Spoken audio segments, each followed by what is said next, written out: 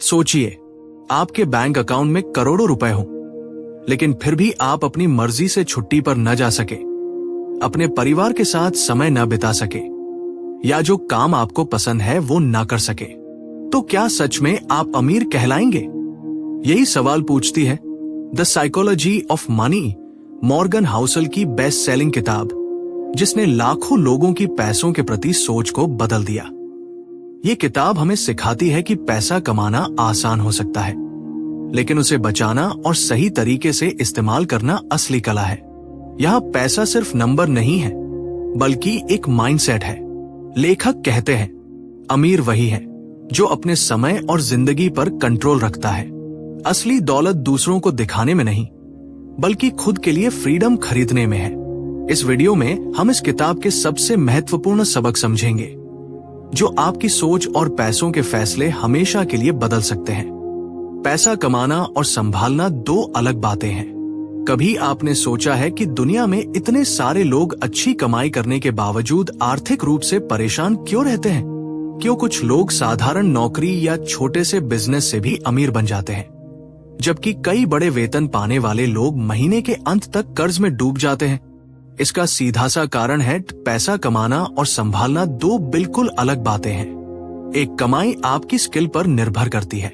हर इंसान अपनी शिक्षा, हुनर और मेहनत के हिसाब से पैसा कमाता है।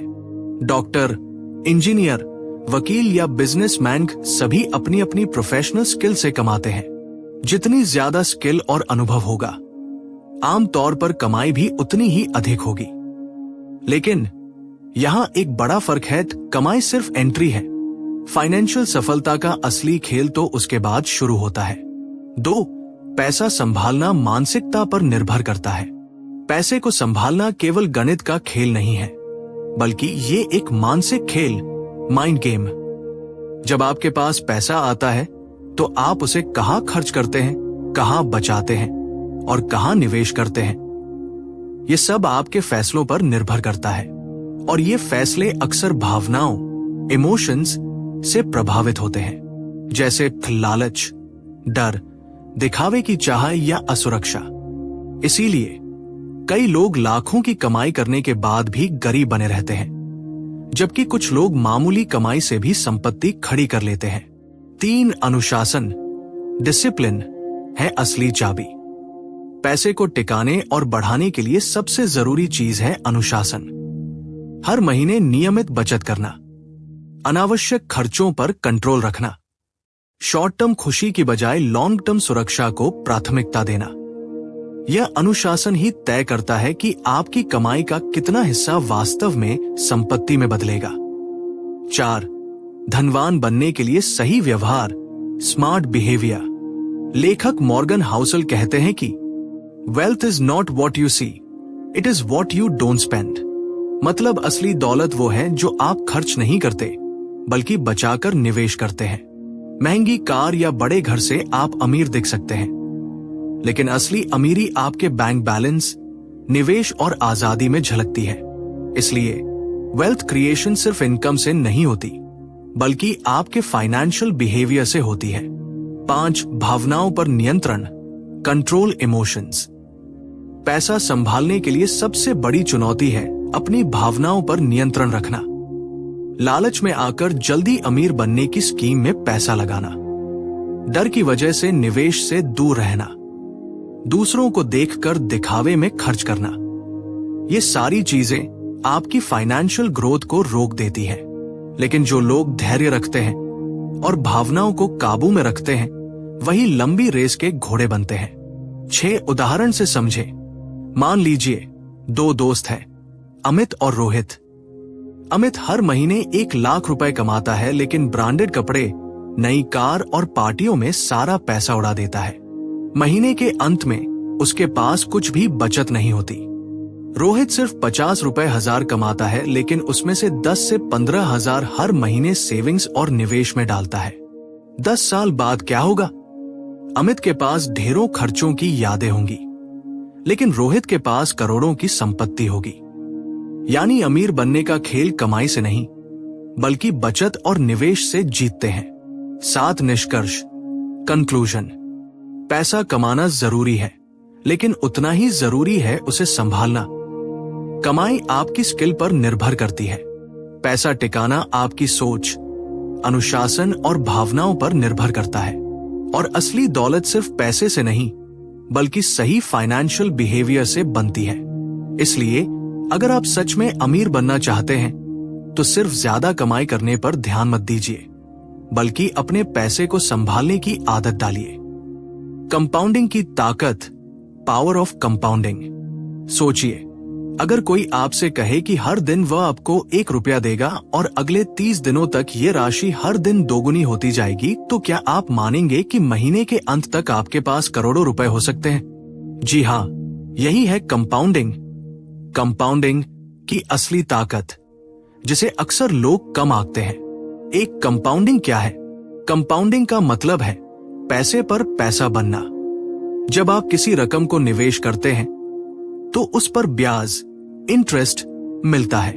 अगर आप उस ब्याज को भी मूलधन, प्रिंसिपल में जोड़कर फिर से निवेश करते हैं, तो आगे आने वाला ब्याज बड़े आधार, बिगर प्रिंसिपल पर गिना जाता है।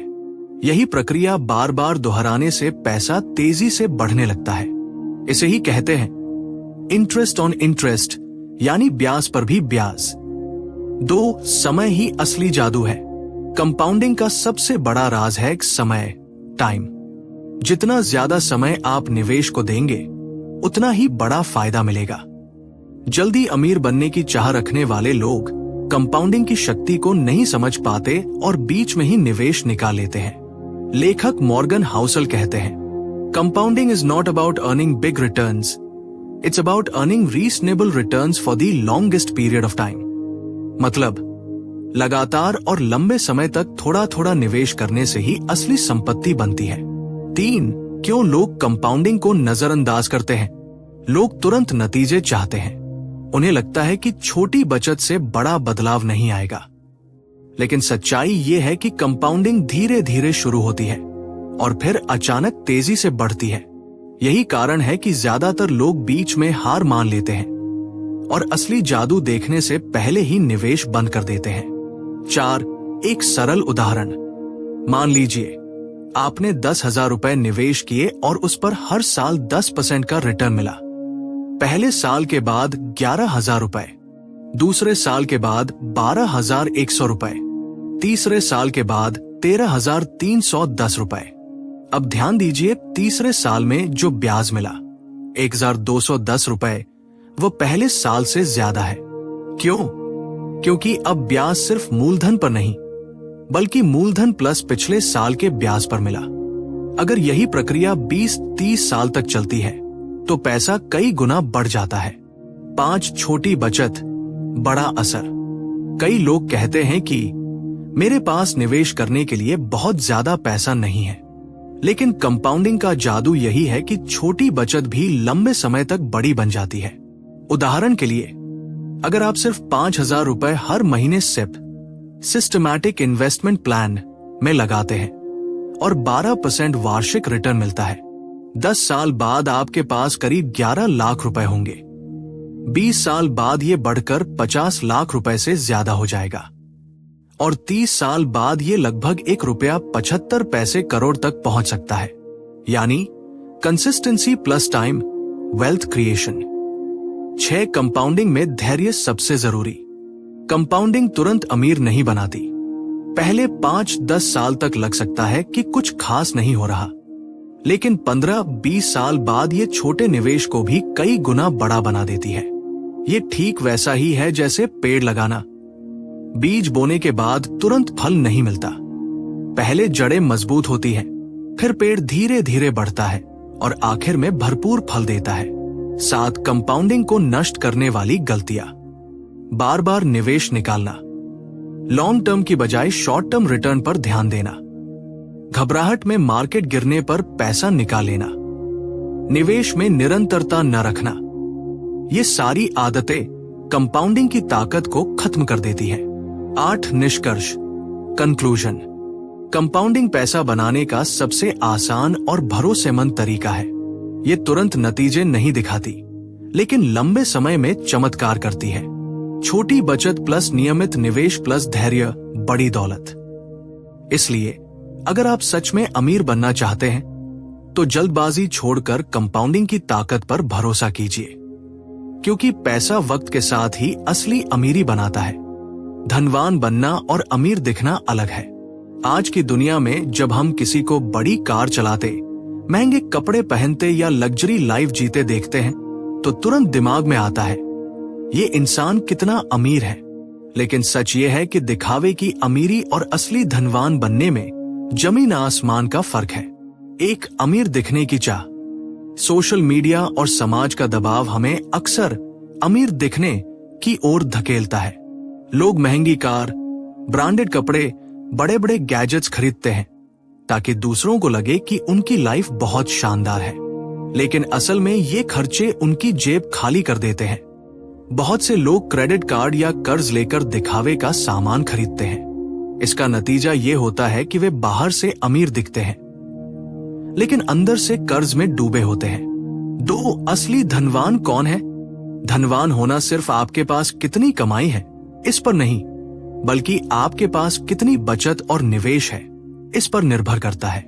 जो व्यक्ति अपनी कमाई का एक हिस्सा बचाकर निवेश करता है और समय के साथ संपत्ति खड़ी करता है, वही असली धनवान है। अमीर दिखने के लिए खर्च करना आसान है, लेकिन अमीर बनने के लिए अनुशासन और धैर्य चाहिए। 3. धनवान बनने और अमीर दिखने का फर्क। अमीर दिखना, महंगी चीजें खरीदना, दूसरों को प्रभावित करना, आज की खुशी को प्राथमिकता देना। धनवान बनना, पैसा बचाना, निवेश करना, लंबी अवधि की सोच रखना और वित्तीय स्वतंत्रता पाना।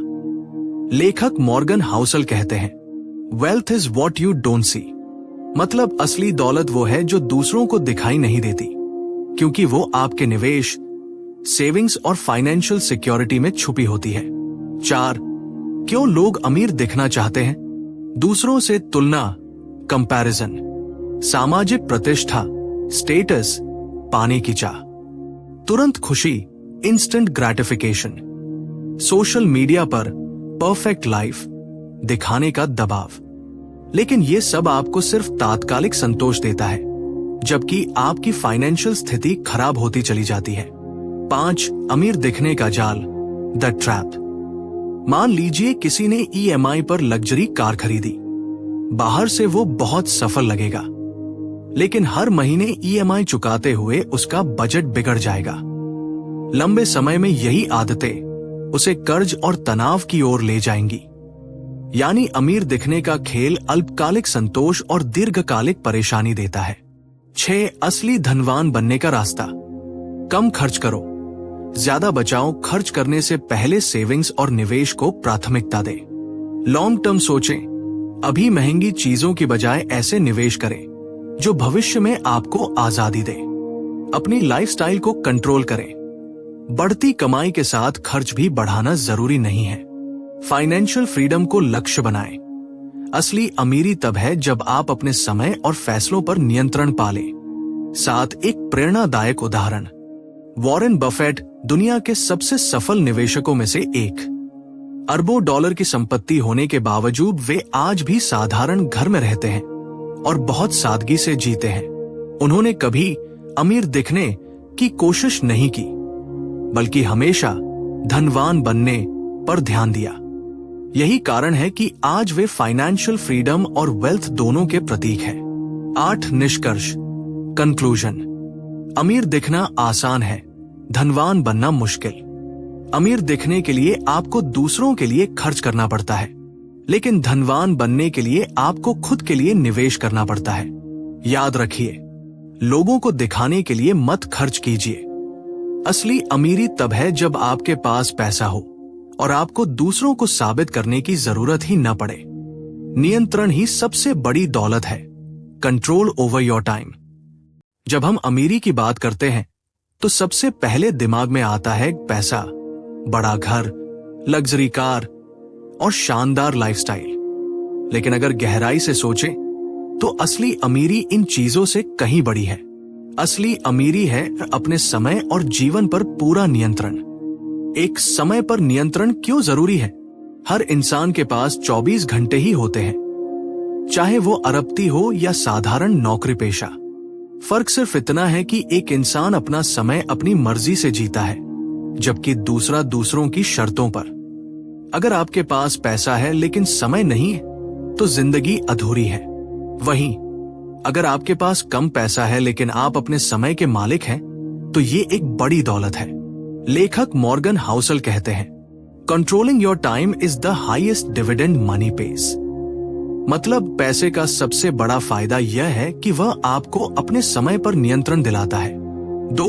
दूसरों की शर्तों पर जीना बनाम अपनी शर्तों पर जीना। नौकरी में कई बार हमें ऐसा काम करना पड़ता है जो हमें पसंद नहीं है, सिर्फ इसलिए क्योंकि बिल भरने हैं। बिजनेस में भी अगर हम लगातार कर्ज या दबाव में जी रहे हैं, तो असली स्वतंत्रता नहीं मिल पाती। जबकि असली अमीरी तब है जब आप तय करें कि कब काम करना है और कब आराम करना है, किसके साथ काम करना है और किसके साथ नहीं, किन चीजों पर पैसा और समय खर्च करना है। 3. पैसा और समय का संतुलन।